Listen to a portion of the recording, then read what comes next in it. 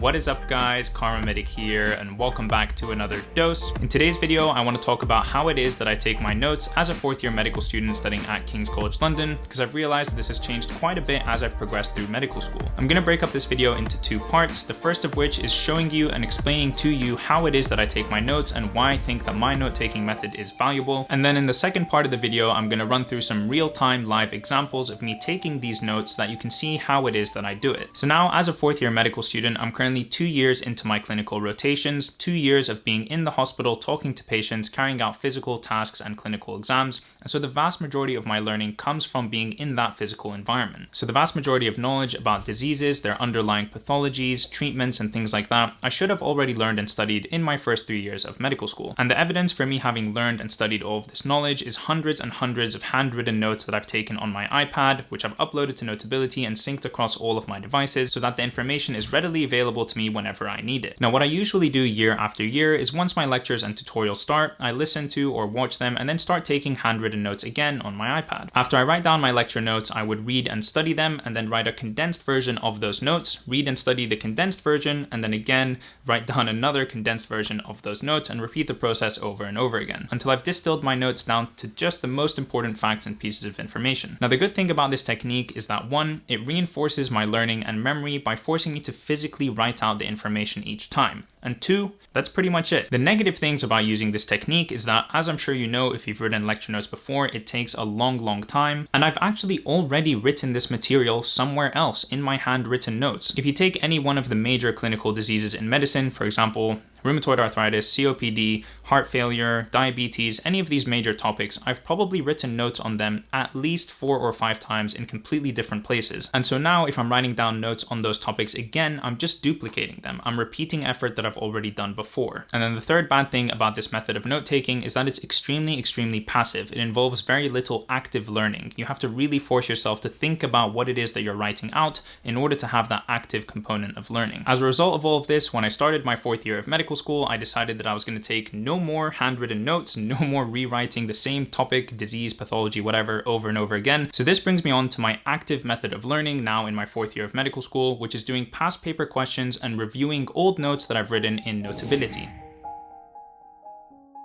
So at this point, I'm using information that I gained from past paper questions and from already existing banks of knowledge that are already there on the internet. I'm literally copy pasting them into my own categorized, organized method of notes and learning from there. I've decided that rewriting out all that information for me personally, I think is going to be a waste of time. Now, this begs the question of why do I think that past paper questions are the best way for me to learn as a 4th year medical student? First of all, they force me to actively recall pieces of information that I've already learned before that are stored somewhere deep in my brain. If I read a question and then Google the answer and write it down, that's not going to make me actually think about the question and try and retrieve that information from my brain. Going through that process of trying to dig through the information in your brain is what helps build those strong connections with that fact or with that knowledge or with that explanation or whatever it is that you're trying to remember. The second thing is that past paper questions are extremely relevant and hyper-focused around two things. One, what it is that I need to know in order to pass and excel in my medical school exams. And two, most of the information is directly relevant to what I need to know for clinical practice as a future doctor. The reason certain topics are frequently tested in question banks and in past paper questions is because those are the topics that are going to be most important for clinical practice in the future. Now, I know there's obviously a whole bunch of questions that are purely memorization based, fact recall, etc. Most of the questions that you'll find in a question bank are actually good, fair questions that get you thinking about different presentations, differential diagnoses, clinical exams, whatever it is. The third thing is that past paper questions or question banks really help you cut through the noise of all the information that exists in medicine. For example, this is a book that's probably quite common within medical circles. It's called Clinical Medicine by Kumar and Clark. This is the big version. It is absolutely massive and huge. Now, I'm sure that all of the information in this book is very interesting, helpful, and useful, but in terms of what you actually need to know in order to practice good medicine as a doctor in a hospital, it's not every single thing that's in this book. And so what I find past paper questions really help do is cut through this noise and tell you what are the most important things that you need to focus on. For example, if I realize in past paper questions that the topic of heart failure comes up very often, then I will know that heart failure is an important topic. Of course, having been to the hospital, I know that there are a lot of patients with heart failure. And so what I can do is I can go to the heart failure part of this book and I can read it in intense detail. But a lot of the other things in this book, like porphyria, cutaneous, tarda, I don't need to know in this much detail. I need to know very simple facts and pieces of information about, which question banks will do very well for me. So yeah, past paper questions really help you narrow down and focus on what the most important, what the most common topics and diagnoses and diseases are. And then the fourth thing is that question banks have a lot of metadata that no other type of studying provides for you. What I mean by metadata is, for example, how well you're performing against the average student who's taking the exact same questions as you, how well you're performing in different sections or systems of the body, resp, cardio, endocrinology, whatever. You can even see your progress over time, and it sort of helps you identify what your weaknesses and your strengths are. If you find that you're scoring 90-95% in the cardiology section, but maybe 60 or 70% in resp, then you know that you need to read up more and study more on the respiratory section. And then some question banks, like the one that I use, even has a comment section. And the great thing about a comment section is that it is a collection of students going through the exact same thing as you. If you found that question hard to answer, then chances are a bunch of other people did too. And then people who didn't find it so hard to answer will comment, letting you know what their methods of memorization or what their learning and understanding is of that topic. And I usually find that the comment section is very, very helpful. It also has some great banter, which I'm sure we'll see later on in the video. I've always known this as a student, but as I enter my eighth year of education across 2 different universities, I realized this more than ever, which is that studying, lecture notes, tutorials, talking to your friends, watching YouTube videos, whatever it is about half of the work. It's half of the studying that you need to do. The other half is actually putting all of that work and studying into practice by doing practice questions or past paper exams. And quite simply for me, the single biggest regret I have for when I wrote my USMLE Step 1 earlier this year in the summer is that I didn't do more practice questions, because I know for a fact that if I had done more practice questions, I would have scored better than I did. Alright, so that's the end of my ramble about why it is that I think past paper questions are an excellent way to study for medical school exams. Now let me show you exactly how it is that I do this. Alright, so this is my note-taking method as a 4th year medical student. I've got Past Medicine, which is a question bank on the left half of my screen, and Notion, which is where I harbor all my notes on the different conditions that I need to know in medical school, on the right half. And a big thank you to Notion for sponsoring this video. If you don't know, Notion is a completely free app that you can use to organize pretty much anything in your life, whether that's your projects, your schoolwork, your to-do lists, literally anything. I personally use it to manage my entire YouTube workflow, from coming up with ideas, scripting them, writing down notes for my podcasts. I also use it for everything to do with my medical school, keeping track of lecture notes, to-do lists, bigger projects, essays, research work, etc. And also my daily to-do lists, my larger life to-do lists, and bigger projects. I use the app every single day and find it extremely useful. If you want to try out Notion for yourself, I'll leave links in the description down below where you can download it and try it out for free. Thanks again to Notion, and back to the video. One of the best things about this question bank is that they have a textbook. Within this textbook, you can click this button over here, and it will actually sort pieces of information based on how important they are or how often they show up on exams. Now, a lot of you might be thinking, yeah, Nasser, these do show up less often on exams, but they're also important for clinical practice and you should know them as a doctor. And I completely agree with you. However, at the same time, the things that show up more often on exams are the things that are more important or relevant for clinical practice because they are more common or important in clinical practice. So if you're pressed for time for an upcoming exam, or you need to be as efficient as possible in your studying, sorting out the information that you want to review like this is a good way of doing that. So as you can see here on the right, I have all the different topics or systems that I need to know for medicine organized quite neatly into these different pages, and within each of them I have subheadings and more pages with more information on each of these specific topics. Now, all the information that you see here, pretty much everything that has been put into these different categories, has been directly copy-pasted from the Past Medicine question bank and the review textbook. So within each one of these pages, I'll read through the information, try to understand it and figure out what's actually going on, highlight different pieces of information, put things in bold, use different colors, whatever it is I need to do to sort of help refresh my memory on this topic or learn it from scratch. And then usually at the top as well, I'll write things in my own words, what I think was most important that I took away from this information. And this way, the vast majority of the studying that I do is active. It's reading questions, thinking about information, trying to fit different pieces of the puzzle together. And then the note-taking aspect is a much smaller percentage of my time. I think this will probably be a lot easier if I just show you, so let's get started with that. See this first question, what blood results would be in keeping with your suspected diagnosis? You suspect he may have hemochromatosis and take some bloods. Alright, so hemochromatosis is what? It is a condition where you have excess levels of iron in the body. You have too much iron in the body and you can't store it properly, and so it leaks into places where it shouldn't be. For example, the testicles or the liver, and I think in the brain as well, so it can cause some neurological problems. What blood results would I expect with this? So transferrin is used to transfer iron around the body. If we have tons and tons of iron in the body, we have an overload of iron, then I'm going to say that transferrin is going to be high. Ferritin is the storage of iron in the body.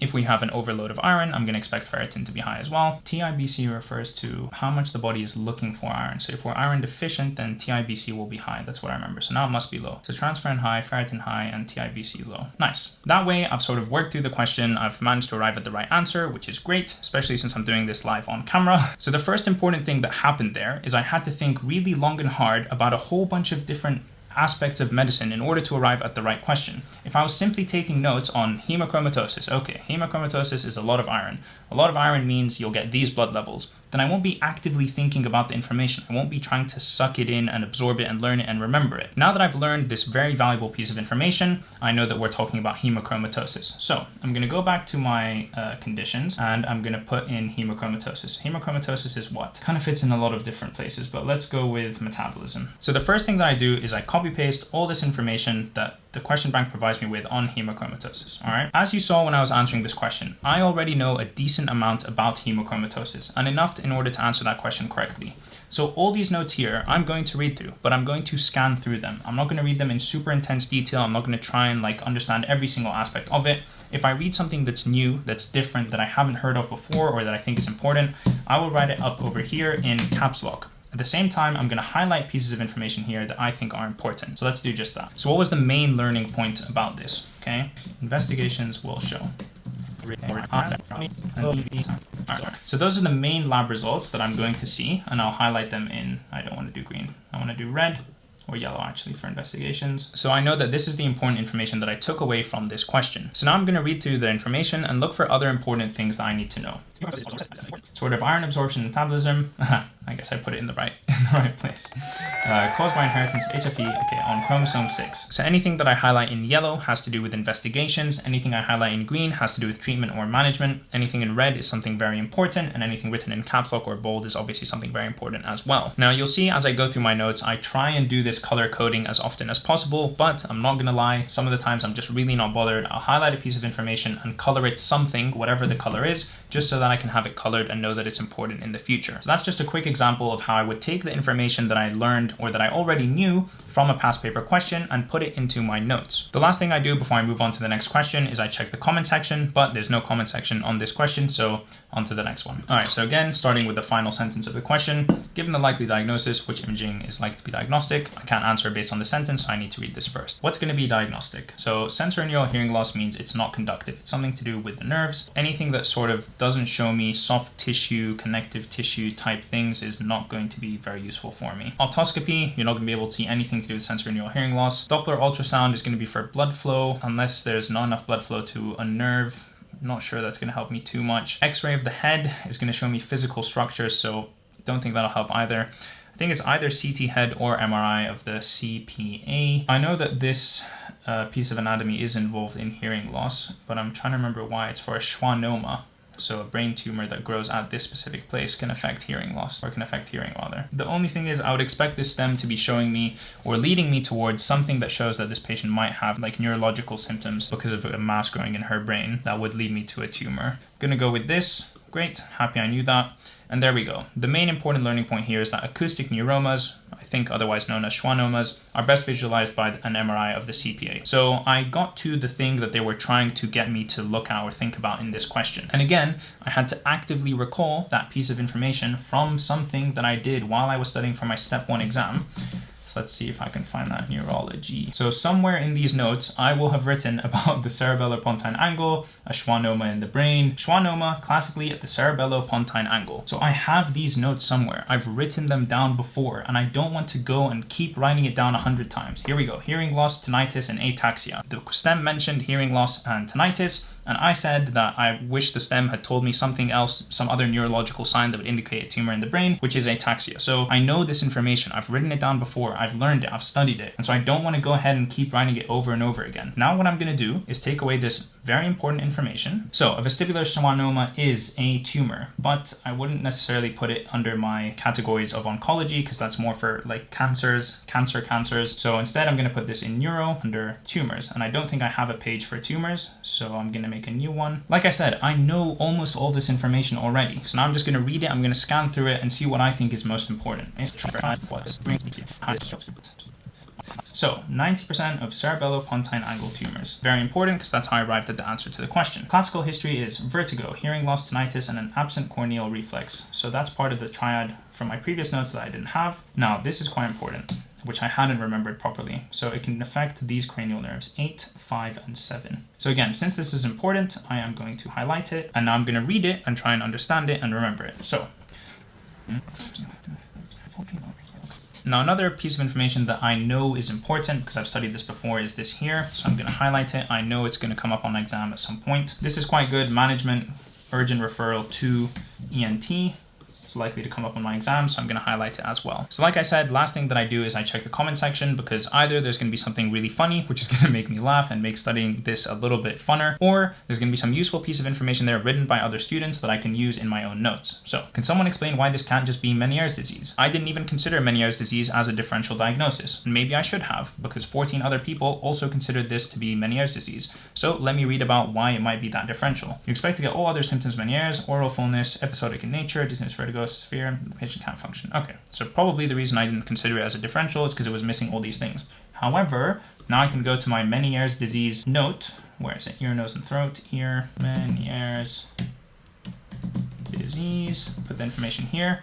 And so now I have written more notes and added more notes to some other topic that I hadn't even considered before. All right, and then you usually also get a couple salty comments from people who think that the question wasn't good. Honestly, I don't care if the question is good or not. If it's in a question bank, if it's a piece of information that I need to know, there's no point being salty or not. I either know it or I don't. I learn and I move on. Now that we've seen the comment section, we can move on to the next question. I think I'll do one more question on camera and then we'll call it for this video because it's been getting quite long. Okay, since this question is very similar to the first one, it might be something different, but since it's similar, I'll do a different one. All right, so I see a picture. What's the most likely diagnosis? Kind of need to read this then.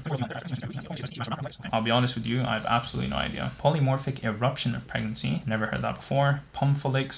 I've never heard that before. Herpes gestationis. Never heard that before. It sounds made up, but usually when something sounds made up, it turns out to be the right answer. Anyway, lichen planus, I think, is more of a vaginal disease, not around the umbilicus. I'm guessing either way, so let's just go with this word that I've never heard of before. Okay, it was wrong. 72% got it right. Here's a good example of a question I've gotten wrong where I knew absolutely nothing about what this was. So I'm going to go down to the bottom. What is this topic? Skin disorders associated with pregnancy. So I'm going to go to my obs and gynae. I'm going to go under obs and I'm going to write page skin conditions, all right, associated with pregnancy. So now I'm going to copy paste this information and I'm going to read through it and try and learn it and understand it. Atopic eruption of pregnancy. 72% of people who answered this question got it right. So clearly it's more common knowledge than I would have expected or that I thought. So I'm going to put it in bold and I'm going to highlight it because clearly it's important. Management is usually asked about, so I will put this here. And I guess this is an example of what it looks like. The important thing is that I've learned a new piece of information, okay? I've highlighted or made in bold whatever I think is important. And so now next time pregnancy skin condition comes up, I will hopefully have some information about it to help me answer the question. So that's everything that I wanted to talk about in this video. Hopefully I've explained why it is that I like to use question banks and Notion as a note-taking method in my 4th year of medical school and why I find it valuable. And hopefully you've also seen how it is that I read and interpret a question, extract important information, and take notes from them. If you've got any comments or feedback or there's anything you'd like to let me know, please do in a comment down below. Otherwise, I'll catch you in the next one. Peace.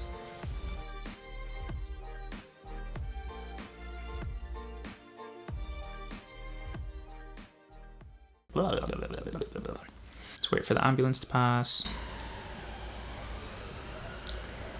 Okay, I think it's far enough. This is what happens when you don't record a video for a couple of weeks. No emails. Go away. Go away. I'm explaining things now. Go away. I don't need you right now. Progressive cerebellar atrophy in 1st year of life. Telangiectasia, skin lesions, dilated blood vessels in ears, nose, face, neck. IC. Immunocompromised, so increased infection. All right, so I can still read these.